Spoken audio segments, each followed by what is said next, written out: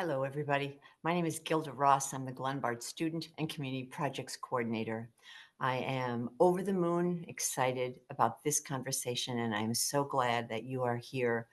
We'll be together twice this day. And so it's an opportunity for you to share the resource of the GPS Parent Series with others. That is our ask.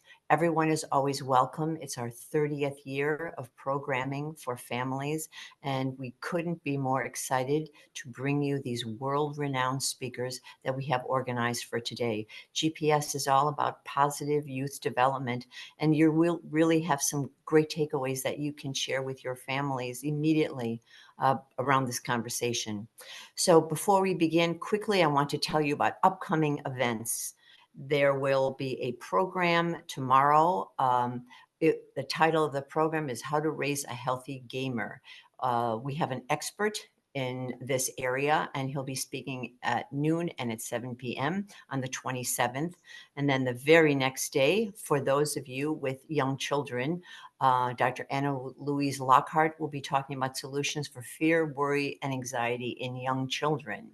And then as we look forward to our first week in September, Dr. Becky Kennedy will be joining us, and she will be in conversation with Lori Gottlieb. The topic of her book and the title of her book, Good Inside, A Guide to Becoming the Parent You Want to Be. September is jam-packed with many of my favorites. Andrew Solomon will join us on Tuesday, September 24th. We're also going to be welcoming Chris Herron, talking about his career as an NBA basketball star. We also have our community read with Michelle Zauner, the author of the book Crying in H Mart, and she'll be in conversation with Kelly Corrigan. It is a jam-packed month of events. So circle your calendar, check out our brochure filled with important information for families that they can use now. Without further ado, I'm going to turn it over to Seth Chapman. Thank you again to sponsors who make this all possible. Thank you for the gift of your time. Seth is the Glenbard Director, Assistant Superintendent of Operations and Finance, and he has the honor of introducing our special guest today. Seth, take it away. Thank you, Gilda, and welcome everyone. Dr. Amy Cuddy is an award-winning social psychologist, best-selling author, and acclaimed speaker. Her writing, research, teaching, and speaking focus on how we take control of our own feelings to affect presence and performance. Dr. Cuddy earned her PhD from Princeton and served as a full-time professor at Northwestern, Rutgers, and Harvard, where she won an Excellence in Teaching Award. Her TED Talk, Your Body Language May Shape Who You Are, has more than 65 million views and is the second most viewed of all time. Her New York Times bestseller, Presence, has sold more than 500,000 copies and been published in 35 languages. In 2025, she will publish her next book, Bullies, Bystanders, and Bravehearts, on the psychology of adult bullying and how we find the courage to stop it. She's received countless honors, and her highly cited research has been published in academic journals. Dr. Cuddy will be in conversation with speaker, writer, advisor, and thought leader on leadership, culture, conflict, and young people, Rosalind Wiseman. Currently, Wiseman serves as a senior leadership consultant at the U.S. State Department's office and is the author of 9 books, including a multiple New York Times bestseller, Queen Bees and Wannabees, Helping Your Daughter Survive Cliques, Gossip, Boyfriends, and the New Realities of Girl World. The groundbreaking book that was the basis for the movie and Broadway musical Mean Girls, and Masterminds and Wingman, Helping Our Boys Cope with Schoolyard Power, Locker Room, Tests, Girlfriends, and the New Rules of Boy World, which was awarded Best Parenting Book by Books for a Better Life. We are thrilled to honored to welcome both of them to the GPS Parent Series today. Thank you, ladies, for being here. Thank you so much for having us. Hi, hello. Oh my gosh. Amazing. Thank you. This book is amazing. I actually just used it in a training I did this morning with a group of adults.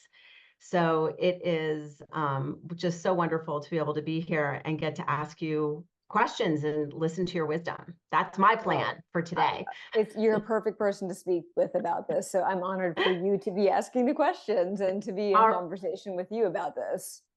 Well, thank you. And, we are, of course, because it's Glenbard, which I've had the privilege of speaking when I've had books come out focused on young people, but your work is so applicable to so many people in all stages of life. And so I think it's really important to frame this in that Presence has so many resources about how parents can navigate themselves, not just be able to guide their children.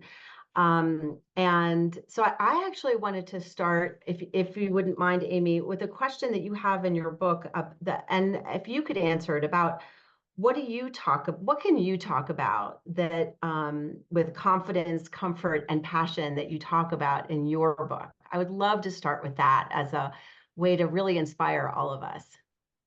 So sort of the question is, what do I feel most inspired to talk about from the book? Yes, with comfort and confidence, as you've written.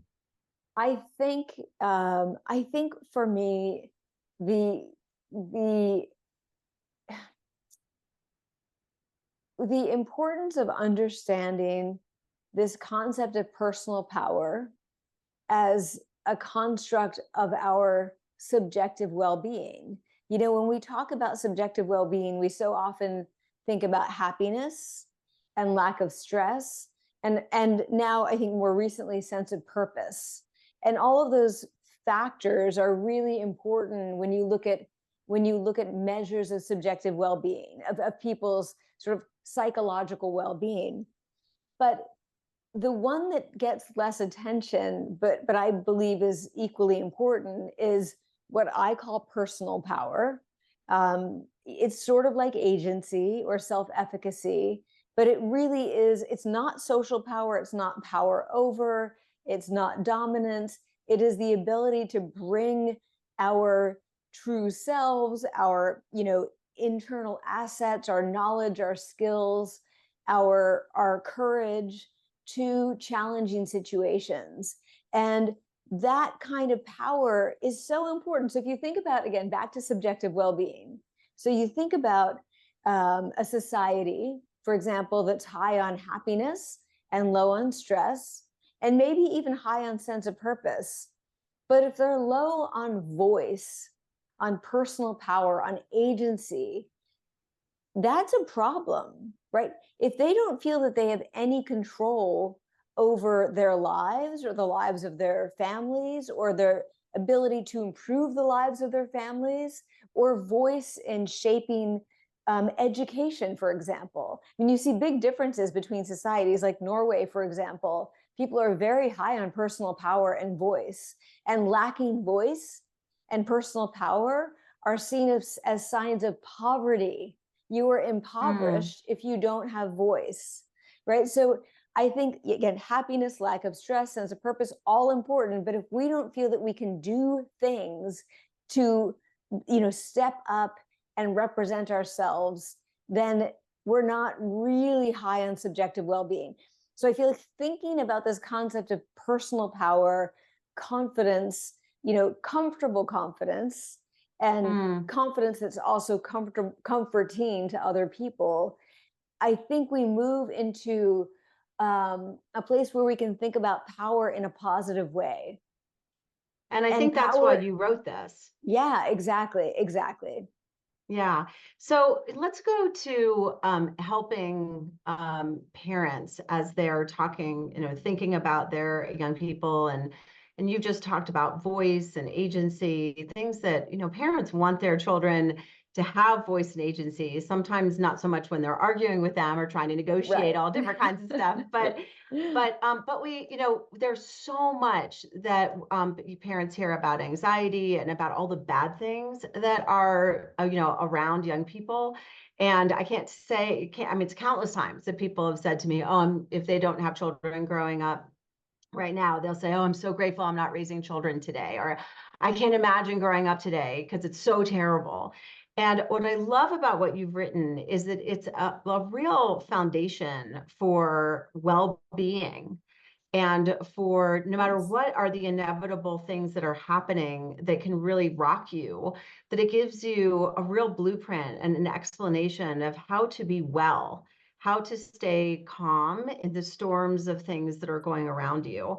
So the question I would love for you to answer for parents is, how can parents really help teens develop a sense of presence in a world that often feels so overwhelming and stressful for them? Yes. I mean, and first, let me acknowledge that I do believe that we're living in what I call the flux era, where we are dealing with more flux than we have probably lived through in our lifetimes, and that we're probably not going to return to a state of, more stability, at least for a while. Things are unpredictable, and we are living in this kind of liminal state where, some days we're feeling safe and some days we're feeling threatened and uncertain, and for a number of different reasons. And our children, especially children who are, I would say, to early to late teens, are kind of used to this era of flux, but that doesn't mean that it's easier for them, because when we're living in that state of flux, we're depleting what some psychologists call surge capacity, which is our ability to deal with acutely stressful situations.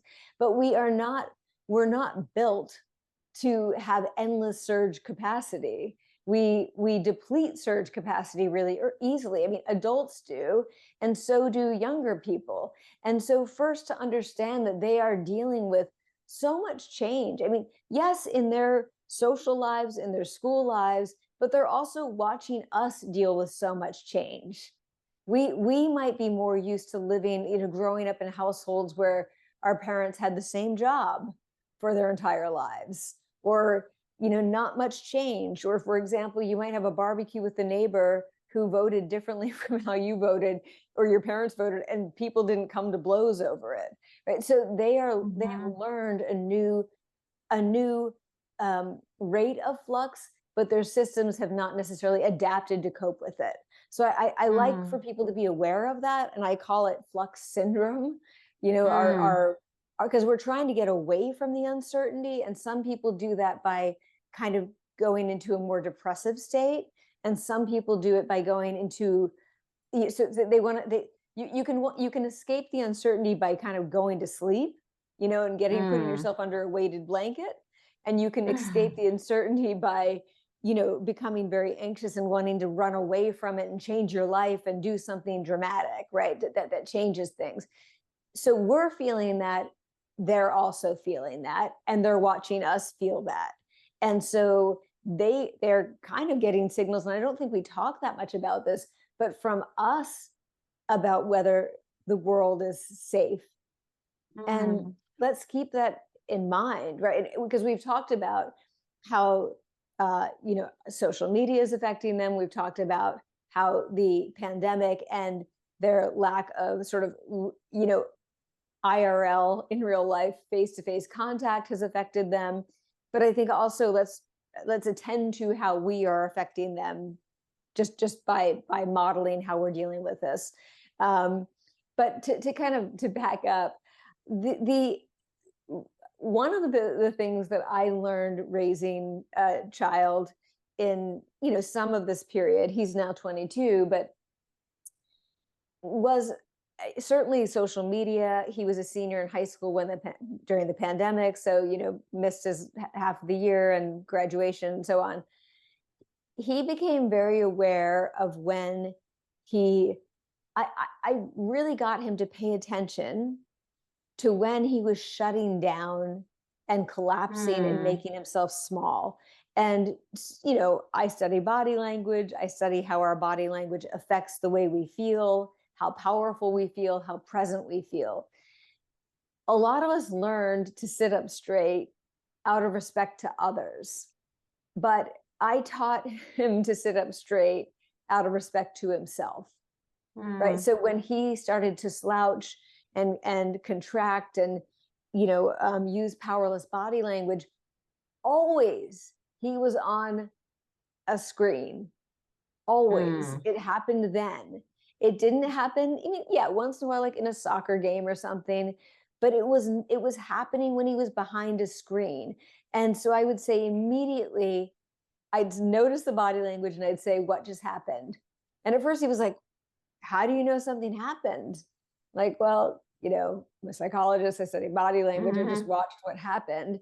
And almost always it was either something while he was gaming and some, negative interaction, or something on Snapchat that was like a negative interaction, or, feeling rejected.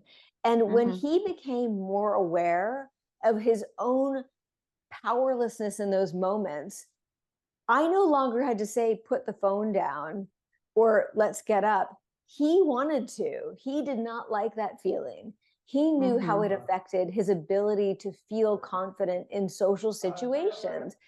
And so I think that was so important to get him to be aware of how it was hurting his own confidence. So you're not doing it for anyone else, you're doing it for yourself. So I think that's an important step.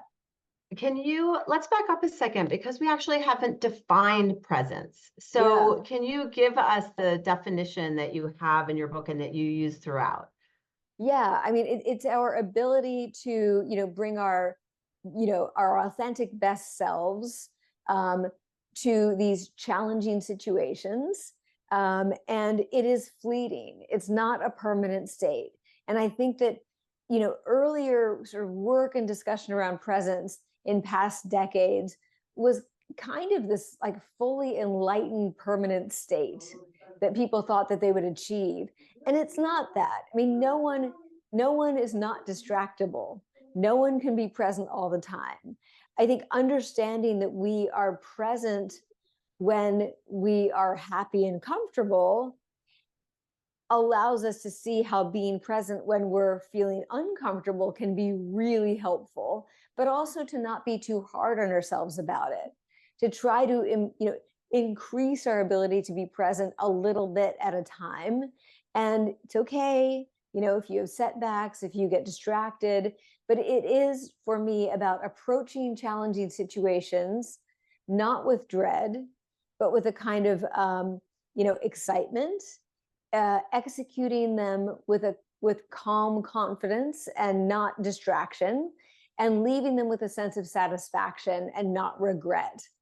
And that leaving without regret is so important, because when we leave one challenging situation with regret, we've kind of picked up a piece of baggage that we carry into the next similar situation. And now we're remembering that last incident and it didn't go well, and we are feeling even more sort of weighed down by that. So yeah, it's fleeting. That's okay. But it is about really being our authentic best selves. And it's funny, when I wrote Presence, I feel like that idea of authenticity and our authentic best self was pretty new. Now I hear it all the time. I do feel like it's hackneyed, and I don't love that, because I think people forget what it means. So what is your authentic best self? And so to me, before we even can be present, we have to understand who is our authentic best self. And yes, we evolve. I'm a big believer in lifespan developmental psychology. So developmental psychology doesn't stop when kids turn 18. We develop for our entire lives. We continue to evolve. I've changed so much since the beginning of the pandemic. I moved from Boston to Los Angeles. Like, I went from working all the time to roller skating when I feel like it. I've changed. And so I think that understanding that is important, that we do change, but there are some things that really make us who we are. And I know that you are very familiar with this concept of self-affirmation and really understanding those qualities that when you ask people what makes you, it's another thing that I hear a lot lately, but I'm not sure how much we give people a chance to think about that. And I think the answer to that is, if I took this thing away from you, this quality, this love, this passion, you would just no longer feel like yourself. What are those things? Make a list of those things, prioritize them, and then take the top one or two and write about a time when you were able to express that part of yourself and how it felt and why it matters to you. And that is called self-affirmation. And we know that when people affirm themselves and then go into a stressful situation that might be unrelated. So, for example, you know, I might say, I love music and I can't imagine my life without music. I would just not be myself, or without dance. And then I go in and take a difficult math test. I'm likely to do better on that math test because I self-affirmed. Because I'm able to be present. I know that no matter what happens on that math exam, I'm still the person I was before I went in. I still love music. I still love dance. I'm still going to get to dance again to music. And the funny thing is that not only do we feel less stressed, but we do perform better. And so that's part of presence, is knowing who we are. You can't be your best authentic self until you know who your best authentic self is. And I often say, and I think this is so important for young people, you know, the way you tell your story to yourself matters. It's not just about telling it to other people. If you don't believe it, if you don't buy it, it's very hard for other people to believe it. Yeah. So, you know, that really speaks to a really important part of adolescent development, because you're talking about authenticity. And this, you know, Glenbard is so focused on helping parents guide their children and also to help themselves and support themselves. And so we have adults who are, and you're writing your next book about this, I think, about like how adults get caught up in their own kinds of conflicts and how they manage that. And at the same time, so we have adults who are trying to manage themselves. Parenting brings out a lot of anxiety and a lot of sometimes confusion about like where you should be involved and where you shouldn't be involved. And you, in this book, in Presence, you're talking about authenticity and encouraging, for example, parents to be able to help young people be authentic. And at the same time, part of adolescent development is going through a process in some ways of the messiness of inauthenticity, or that's the way it can feel, right? Of like, I'm not being myself, or I don't know who I am, or I'm going to try this on, but it's not going to be a good fit. And I'm going to try this thing on over here. And when it doesn't fit, it can feel, it's in a good way. It can feel, I think, inauthentic, because you've got to go through that process of like, oh, this doesn't feel right. Like, I don't like this, right? Right. And parents have to just sort of sit there and go, yeah, tell me more about that. Yes. So how would you, so where do you think in Presence it really like, and what do you want parents to really understand in the connection between authentic presence and the process of adolescent development and their role in helping young people navigate between the two? A couple things, and so that are a little unrelated. So I want to remember both of these. So will you remind me to come back to gender? Sure. Okay. But I want to talk about letting kids make mistakes. And I know that this is this audience of parents is really informed about, you know, I like, it's an amazing, I cannot believe the authors. I know, isn't it incredible? It's incredible. Like, it's, I know, I feel so amazed I get to be on it. I know. I can't believe it. Like, it's just, it really, let me just say to the people in the audience, you are getting like, and sorry, I'm not self-promoting, like the best psychology. I mean, you are really getting the best people. Like, this is not, it's evidence-based. These people are smart. They are great writers. They really believe in this. This is not like woo-woo. This is like good stuff, you know? So I know that this probably isn't going to come as that big a surprise, but I think it's hard for us to let our kids be in pain. And sometimes when they're trying things out that don't fit, it is hard, because you kind of know it's not going to fit. Not always, but often you do. And you have to let them go through that. And it's often it's got a social element, almost always has a social element, where they're trying on maybe an interest or a social group, an activity. And you kind of know, I don't think this is who they are, but there's no way I can tell them that. I just have to let them do it, and be there to listen and to help them feel and process emotions if it doesn't work out, and to not judge. Also, if it does work out and you were wrong, that's okay. Maybe they're not who you thought they were. It's like maybe they actually have some qualities that are really not what you expected, and maybe they're not the things that you like. I know I'm going to use a funny example. I love music, and my son's a musician, and I think he has really good taste in music. I did kind of stack the deck. Like I made him like do you remember those like iPod shuffles, those little Sure, ones? sure. With like Yeah. for his fourth birthday, I chose what I thought were the 50 greatest guitar rock songs of all time. But like going back to the blues, and he loves that stuff, and he'd listen to it and like make the sounds of the guitars with his mouth. And then once in a while, and he's a producer and guitarist now, but he'll be like, yeah, I'm really into this music. And I'm like, uh-oh, I don't like this music. I mean, he's still, but I'm just like, he's hearing something that I'm not hearing, and that's okay. Like he is feeling something.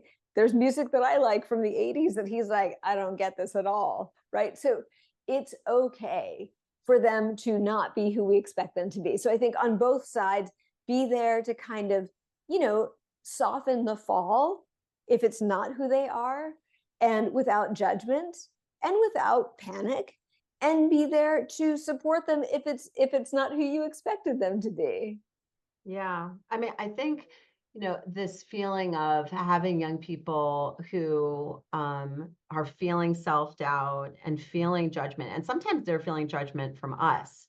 And I Yes. think, and I think a few minutes ago you talked about, and I just imagined, I visualized as soon as you said it, something like, so correct me if I'm wrong, to really think about what is it that gives you this sense of flow, that gives you this sense of, what I got from your book is this sense of comfort, confidence, and passion together, Yes. intertwined, Yes. so that you can speak about it and not even really realize it. And actually, I have to tell you, when I was reading the book a couple days ago, someone asked me a question about my work, something that I had been doing a couple of days ago. And I noticed, because I had read your book, I was just, in my mind, was that I noticed that as I was speaking about it, that my body language changed, and the way in which I was speaking, it was about, so these things sort of intertwine. It was about a challenge that I was working at a school, and it was a pretty intractable problem, but we had figured out a solution that I was really proud of. And as I was talking about it, I literally realized as I was talking about it that my body, I had leaned forward. I was talking with like this incredible sense of clarity and passion. And I realized it was exactly what you describe in the book. Now, I here's my love question. that. Oh, Yeah. yeah, I loved it too. I was like, right. I was like, oh, but here's my question to you, which I think is particularly important for parents today, and today's sort of culture of parenting, is that we can get understandably confused about, I'm going to give my child the best opportunities, the best this, and sometimes, we put a lot of investment of time and effort, and parents do not, and I understand this as a parent myself, we don't want to teach our children it's okay to give up.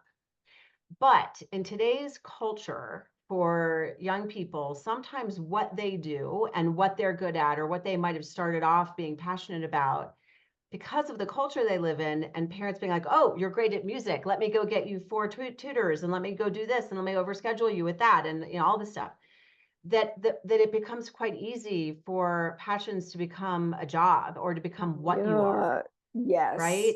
And so I would love for you to tell parents, because I have experienced that children, especially teenagers, they know that their parents don't want them to give up.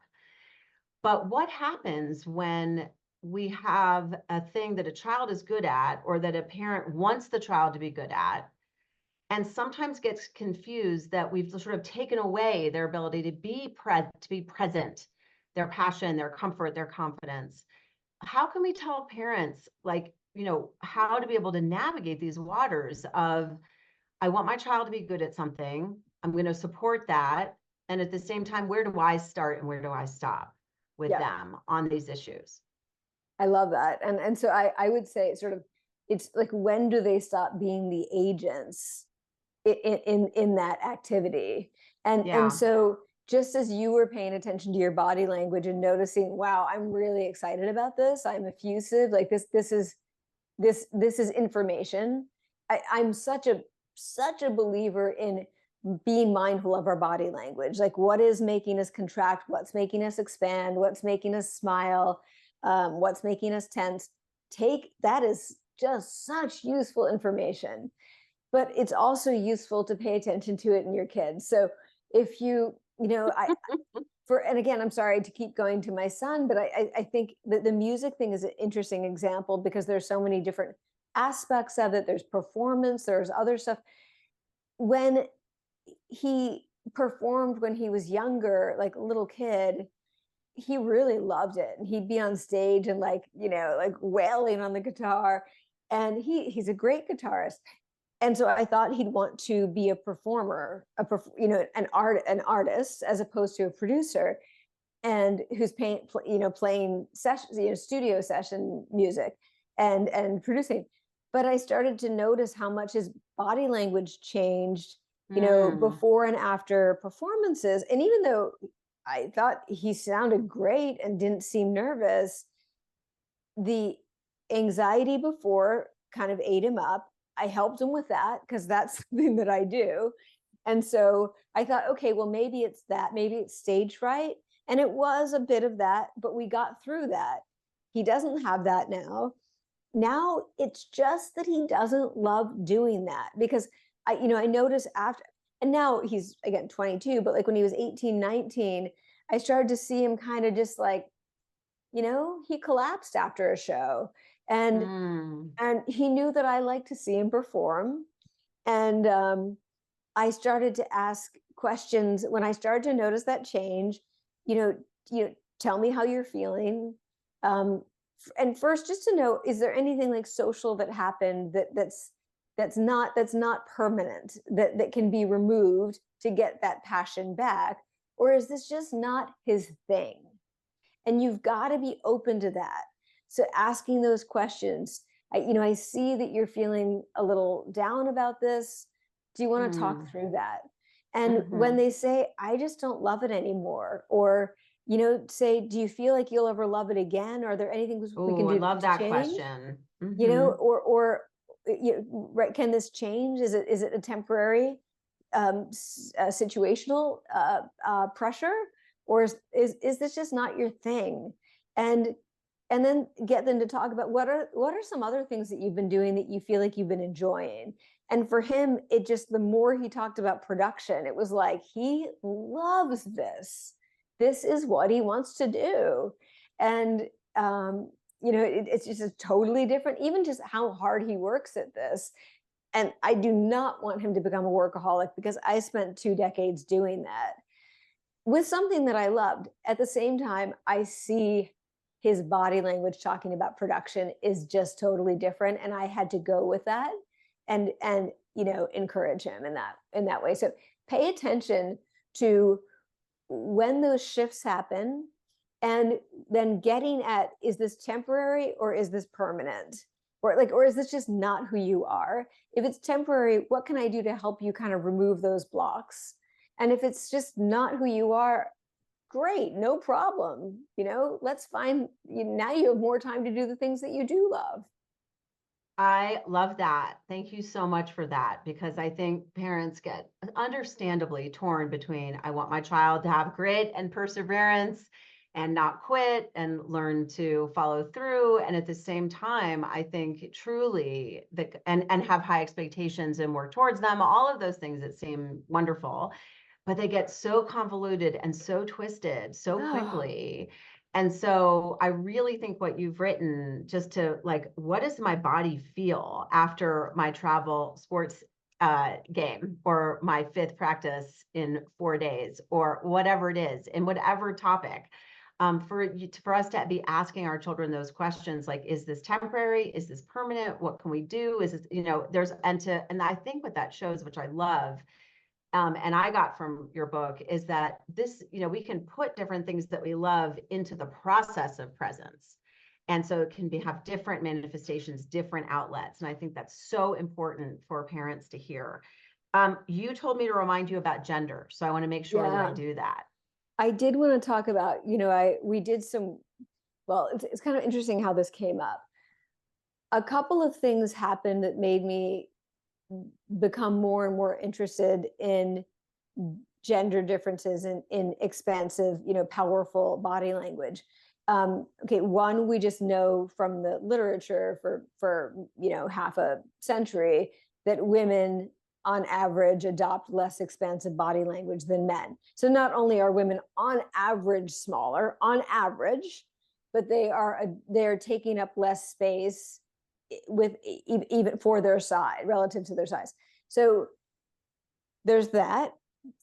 I noticed when my son hit like middle school that his best friend was a girl from all through childhood, and she was by far the more like rambunctious one. She was the instigator, she was like the adventurous one, she was the risk taker, she was the one doing cartwheels and throwing her arms in the air and playing, like she was athletic, he was following her. And then they hit middle school, and all of a sudden she just collapsed. Like, I never thought I would see this from her, but she started to pull like her long sleeves over her hands, and sure. Like have her Big hands kind of sweatshirts behind her neck, playing with her jewelry, making herself small. And I heard her say in the car, we were driving somewhere, and she loved math. And I know she did not get this from her parents, but I heard her say, I think my husband was asking her about math or something, and she's like, I'm not really into it anymore. Girls aren't really good at math. And I was like, wow. What happened? And we lived in like Newton, it's not a place where like anyone's told they're not good at math, but they still are getting those messages. And so we decided to do some research to figure out, why is it happening around middle school? Is it innate? Is it something that has to do with puberty, that just, naturally manifests around that age? Or are they learning this? We know it's my main area of research is stereotyping and prejudice. And, with a heavy emphasis on sexism and gendered bias. And so we know from the literature that kids learn stereotypes around the age of 5 in America. It depends a bit on, you probably know more about this than I do, but where different places in the world, it's older or younger. It actually depends on when they start, when most of them start school. And so in the US, it's around age 5. And so if you see a difference between 4-year-olds and 6-year-olds in kind of knowledge of a stereotype, or you can say that is a stereotype that they're learning. And so we had 4-year-olds and 6-year-olds look at 16 pairs of photos. They were all like this doll on the cover of the book, right? So, I mean, they were all, this is actually not an artist doll. It's a pop-up doll where you push the bottom and the elastic causes it. But they were artist dolls. And we put them in 16 powerful postures and 16 powerless postures. And kids on an iPad saw 16 pairs. There was always a powerful one and a powerless one.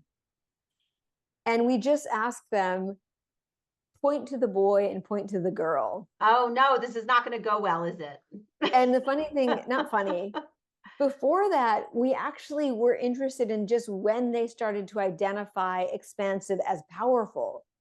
And in those early studies, just testing the materials, they'd go, which one, the boy or the girl? And we're like, wait, what? It's the same doll.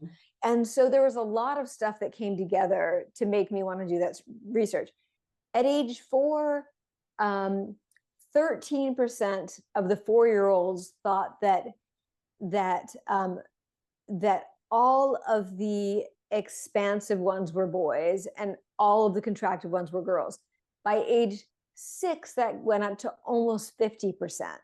So they are definitely learning this stereotype. It is a stereotype.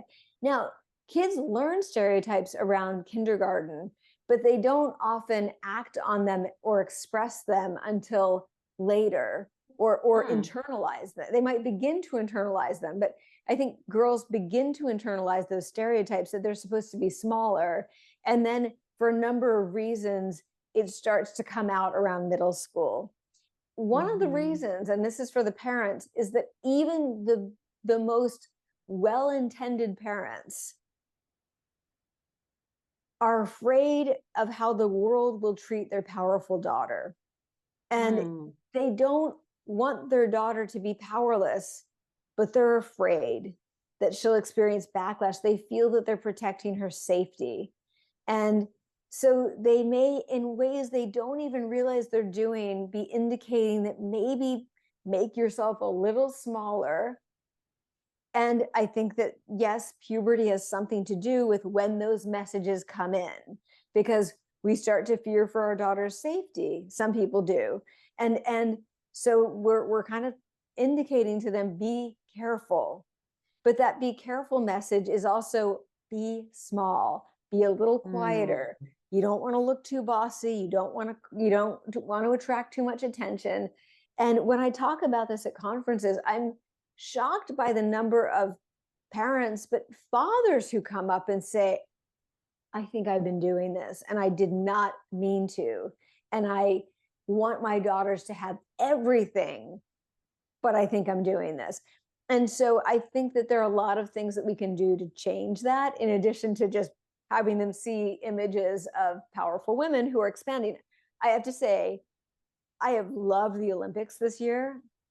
And a big part of it has been the focus on body diversity and the different kinds of strengths and abilities that come from different kinds of bodies. I mean, also women are going to win more than half of the medals. I mean, look at the gymnastics team compared to 20 years ago, where they were all so tiny. Now they're adult women who are so strong and muscular. There's so many images now that are changing and are inspiring this next generation. That makes me hopeful.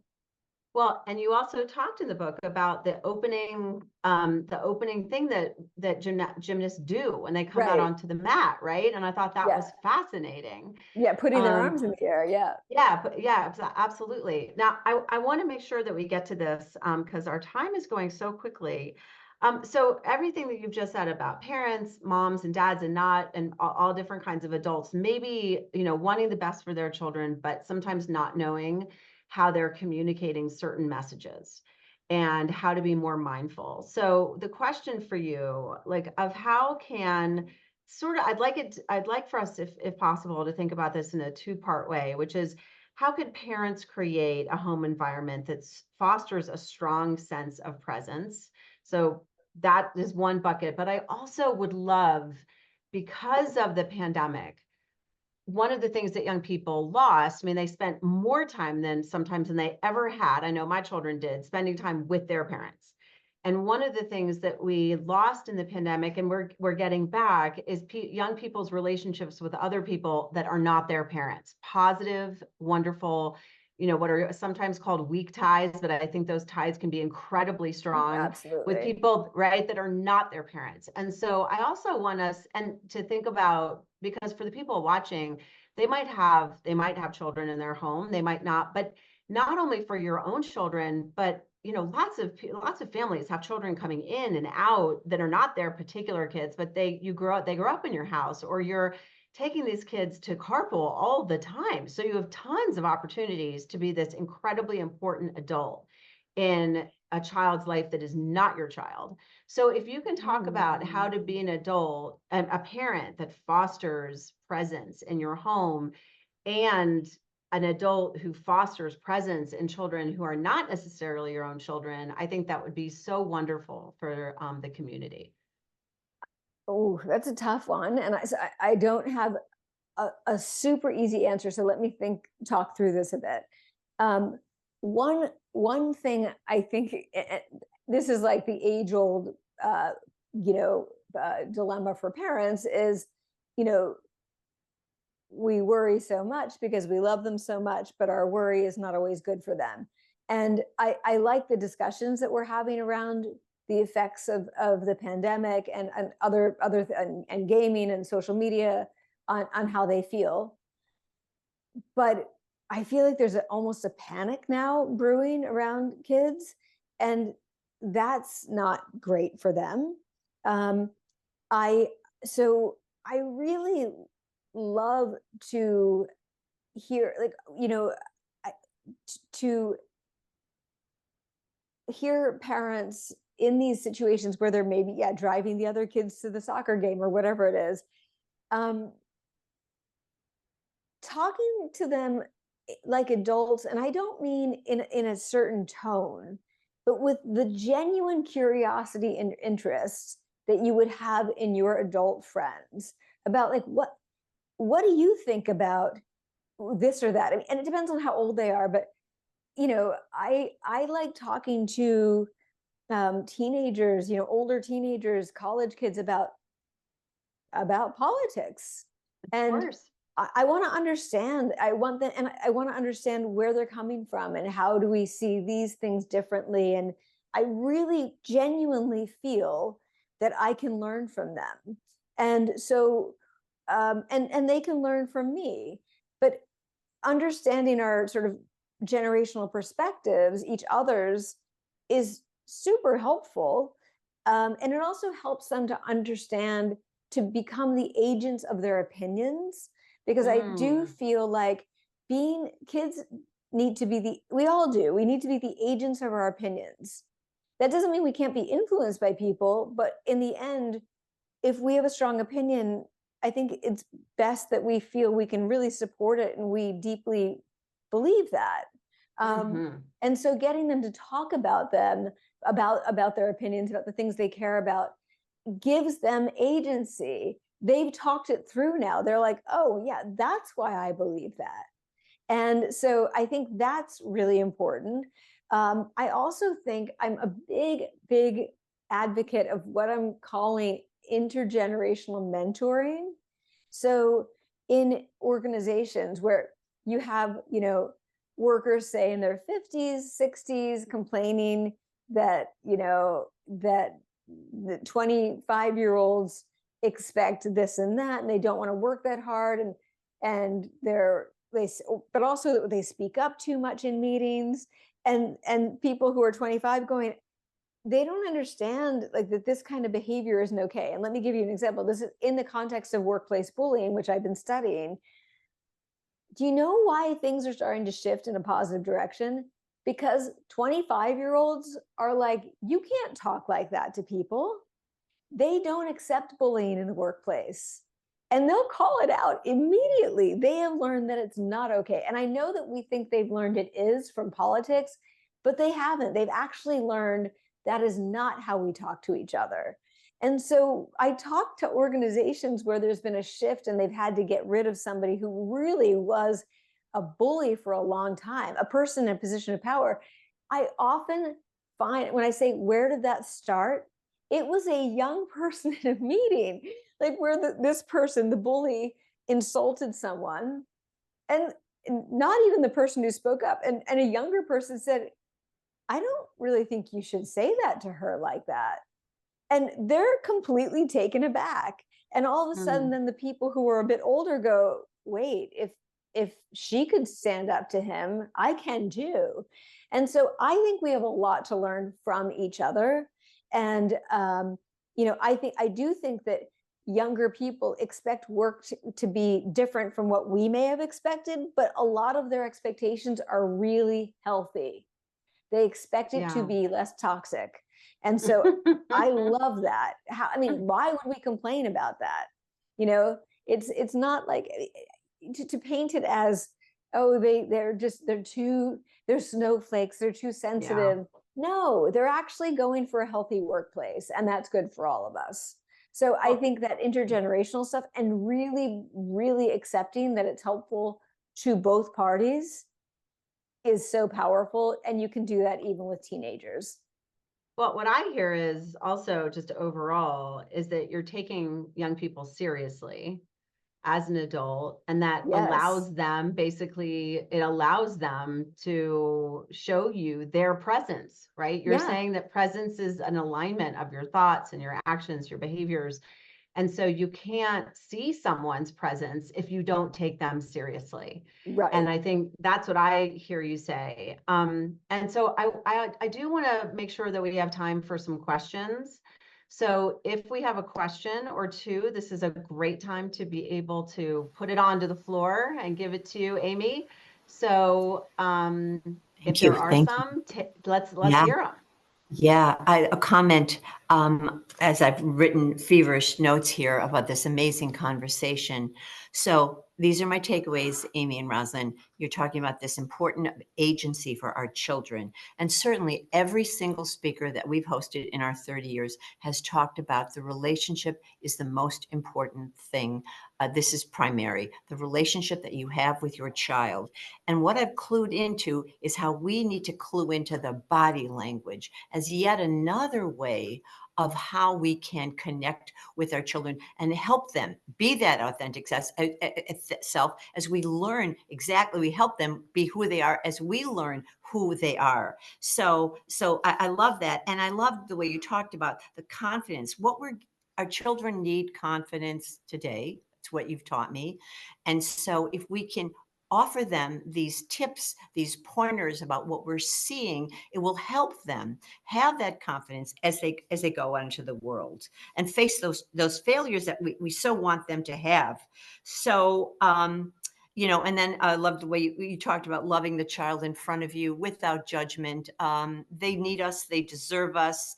Um, uh, some specific tips is what I'm hoping for.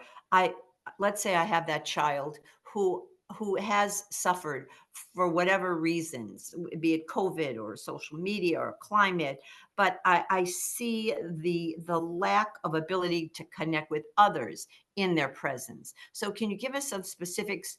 Is it eye contact? Is it posture? Is it the distance? What can I do to help this child who I see it doesn't have those social cues that they need?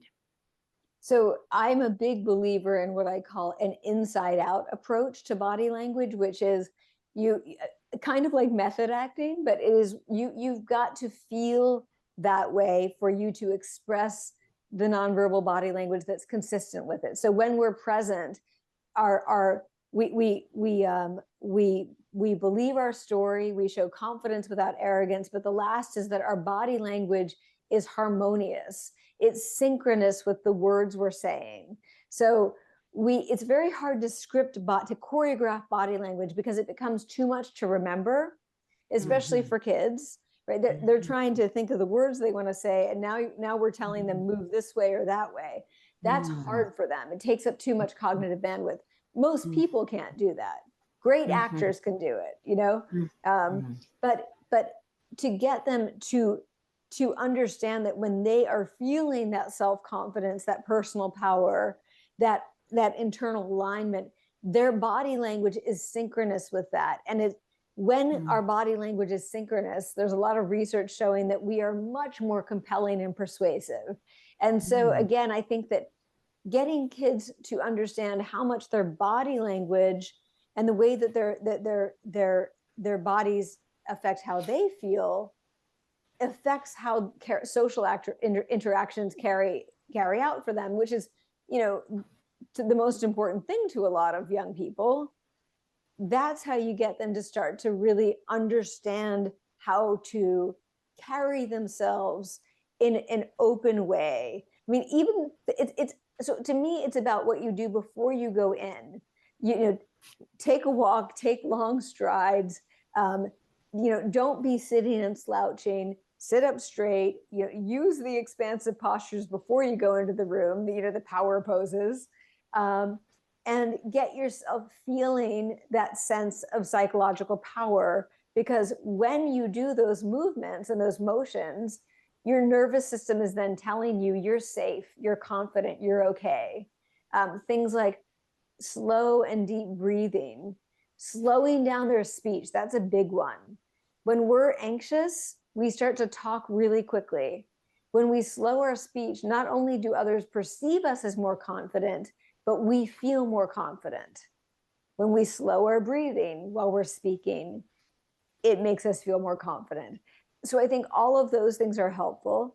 I also think it's really helpful for kids to learn. I think adults are starting to learn that going into an interaction and asking questions before sort of taking the floor is actually a really powerful thing to do. It gives you some time to get your thoughts together.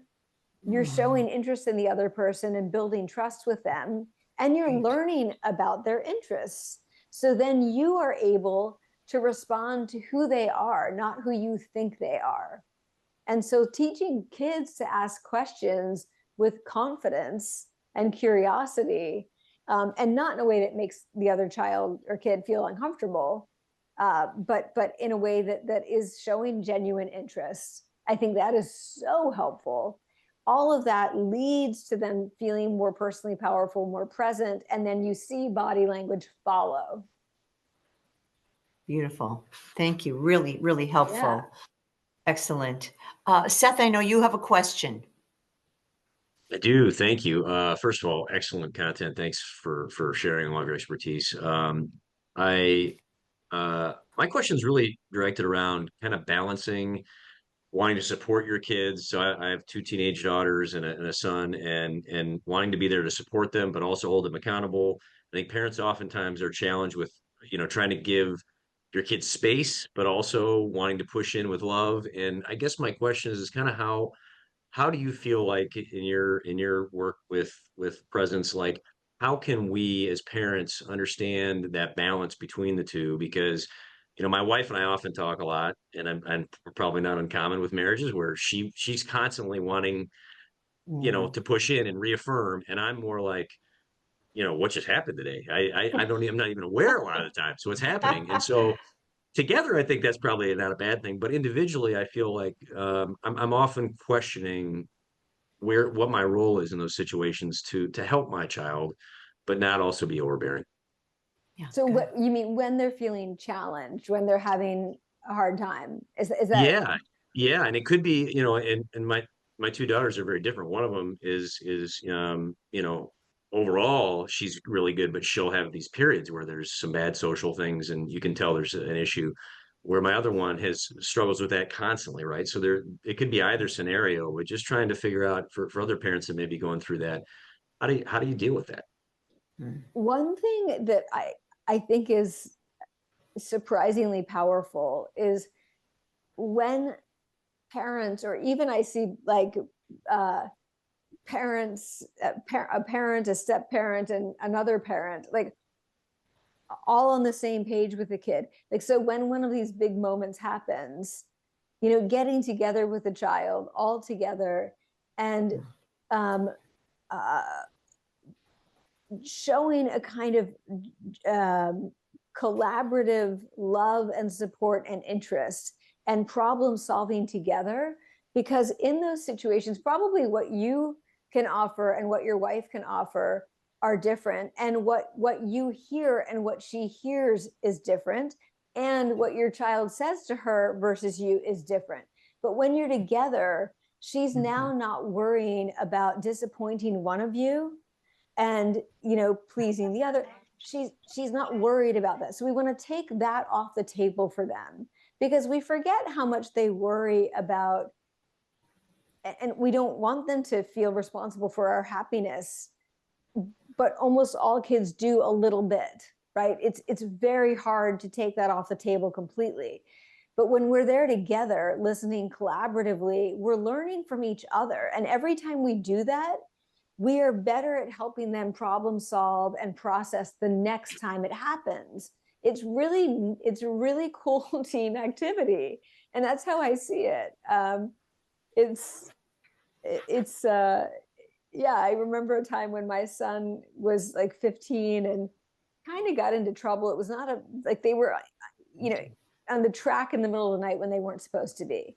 And the cops came and they were too aggressive. Like they drove into the middle when the cop car and the kids ran, and they were all so anxious and scared. And my husband and I'm divorced, and my son's dad, we live very close to each other. We all sat down together and problem solved and listened. And it was so helpful to do it that way, because he didn't feel like he had to tell a different version of the story to each of us. And he really felt that support of all three of us, and that we each had a unique perspective, so he could kind of pick and choose what worked for him. Thank you. You're welcome. So much great information. Thank you. Honoring their understanding the importance of agency, what we can do to build that agency. So much about confidence. How it really it isn't that difficult, is it? If we really lean into what we're seeing, if we're really all in for them. And I love what you said about not being hard on ourselves, understanding this is a tough time for everybody, but wonderful reminders too about the modeling that we need to do ourselves, that they're watching us every minute. I am looking forward to more conversations with both of you ladies in the future, because I feel like we're just Likewise. getting started. But Thanks. the books, all of the books, Rosalind has so many wonderful books that are available on this topic. Amy, we're all going to run out and read Presence once again and listen Thank to your you. infamous TED Talk. Thank you so Thank much. you. It's just a great way to start GPS this year. So I can't thank you enough. Thank you, Love Seth. this. Thank you so much. you, Wow, ladies. what a great Thank you event. so much. Thank you. Thank you. Thanks, It's everyone. always Thanks, wonderful to be Rosalind. here. Oh, my Can't wait to pleasure. be with you. That was a delight. great. Thank you so much. Let's right. have a great school year. We're going to love those kids, love on them, support them, watch them, and help them grow. Thank you so much. See you next Thanks, time, everyone. everyone. Take care.